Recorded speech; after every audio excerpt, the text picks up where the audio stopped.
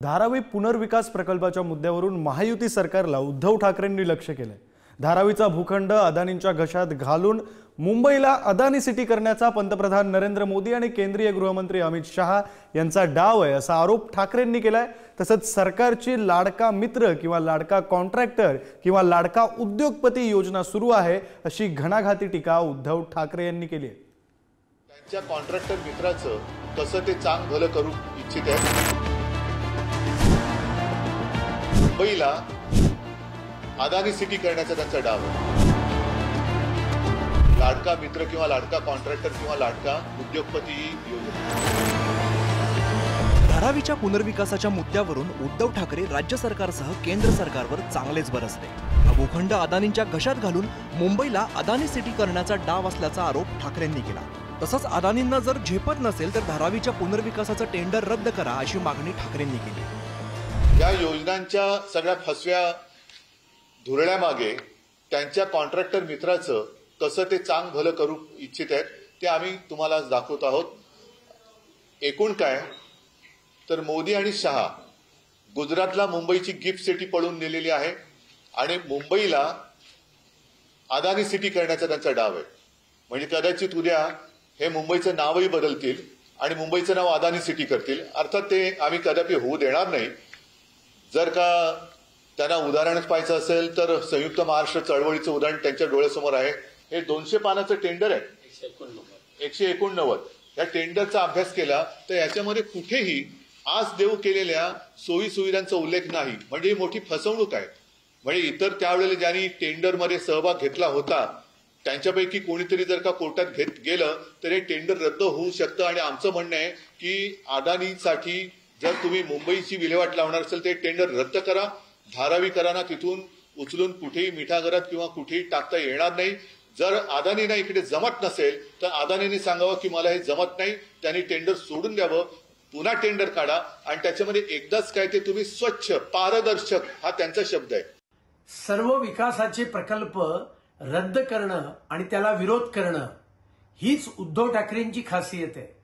मग समृद्धी महामार्ग असेल, धारावीचा पुनर्वसन प्रकल्प असेल, मेट्रोचा प्रोजेक्ट असेल वा नाणार किंवा बारसूची रिफायनरी असेल, जिथे जिथे लोकांचं आणि विशेषतः मराठी माणसाचं भलं होतंय तिकडे उद्धव ठाकरेंच्या पोटात दुखतं। मुंबईकर मुंबईच्या बाहेर पाठवायचा आणि आपल्या बिल्डर मित्रांच्या घशात मुंबई घालायची हे तुमचं कुटील कारस्थान आहे। धारावीतल्या 60,000हून अधिक झोपड्यांमध्ये 10 लाखांहून अधिक लोक राहतात। धारावी पुनर्विकासात पात्र झोपडीधारकांना 350 चौरस फुटांचं घर मिळणार आहे। मात्र धारावीकरांना धारावीतच 500 चौरस फुटांचं घर द्या अशी मागणी ठाकरेंनी केली आहे। उद्धव ठाकरेंचे काय आरोप आहेत ते पाहूया।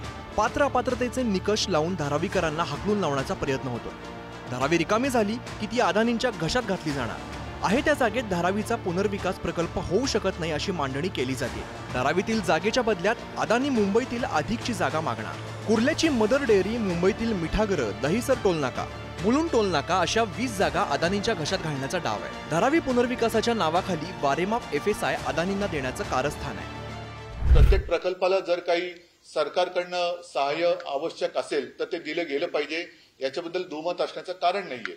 पण आता पात्र अपात्र हे ठरवताना नंबर एवढे वाढवायचे की आता त्याच्यामध्ये हा प्रकल्प होऊ शकत नाही, मग आम्हाला अधिकची जागा पाहिजे।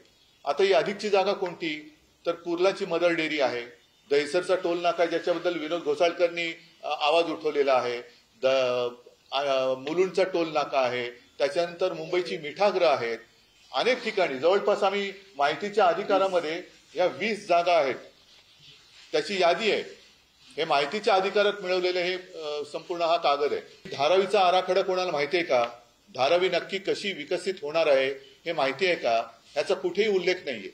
आणि अचानक हे सरकार लाडक्या मित्रासाठी, कोणाचा मित्र तुम्हाला माहिती आहे, त्या लाडक्या मित्रासाठी वेगवेगळ्या ठिकाणी झोपडपट्टी योजनेतून जागा अधिग्रहित करायला लागलेले। हा काय प्रकार आहे? कोणासाठी करताय? आणि मग जिथे मुंबईचे इतर प्रकल्प होणार आहेत त्या ठिकाणाला तुम्ही नख का लावताय?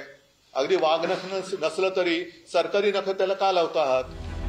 राज्य सरकारने आगामी निवडणुका डोळ्यासमोर ठेवत लाडकी बहीण लाडका भाऊ योजनेला सुरुवात केली आहे। दरम्यान आता यावरून सुद्धा उद्धव ठाकरेंनी खोचक टीका केली आहे। लाडका कॉन्ट्रॅक्टर किंवा लाडका उद्योगपती अशी योजना सुरू झाली असा टोला लगावलाय।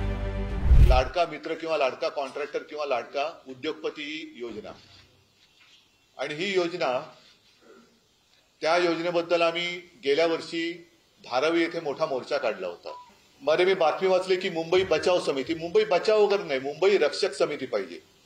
आणि मुंबईमध्ये जे काही एकूण यांचे चाळे चाललेले आहेत, मुंबईला लुटायचं, मुंबईची तिजोरी रिकामी करायची आणि मुंबईला भिकेला लावायचं यांचं कारस्थान आहे, ते आम्ही कदापि होऊ देणार नाही। त्यांचे स्पर्धक अदानी आहेत आणि कुठे ना कुठेतरी आपल्या मित्राला सहकार्य करण्याकरता पण ही पत्रकार परिषद घेतली का? कारण वारंवार ते अदानीला मित्र मित्र म्हणून उल्लेख करतात, पण त्यांचे पण मित्र जे आहेत ते पण मित्र अदानीचे बिझनेसमधले स्पर्धक आहेत आणि ते स्पर्धक असल्या कारणामुळे त्यांना मदत होईल त्या दृष्टिकोनातून आजची पत्रकार परिषद त्यांनी घेतली का, असा एक प्रश्न निर्माण होतो। मुंबईच्या मध्यवर्ती भागात जवळपास 600 एकरवरती धारावीची झोपडपट्टी बसली आहे। गेल्या अनेक वर्षांपासून जीव मुठीत घेऊन लोक इकडे राहत आहेत। धारावी पुनर्विकासासाठी पहिला GR 2004 मध्ये जारी झाला, मात्र तब्बल 20 वर्षांनंतर धारावीच्या पुनर्विकासाच्या दृष्टीने पाऊल पडलंय। पण आता त्यावरून आरोप प्रत्यारोपांचं राजकारण तापलंय, त्यामुळे या वादात धारावीकरांचं स्वप्न भंग होऊ नये हीच अपेक्षा। निखिल चव्हाण, पुढारी न्यूज।